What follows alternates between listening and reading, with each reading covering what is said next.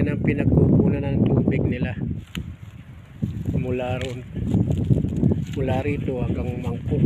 Kumbaga yan yung Lamisa Dam.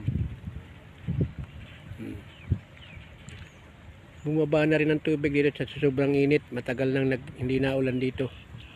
Yun, yung puting yun,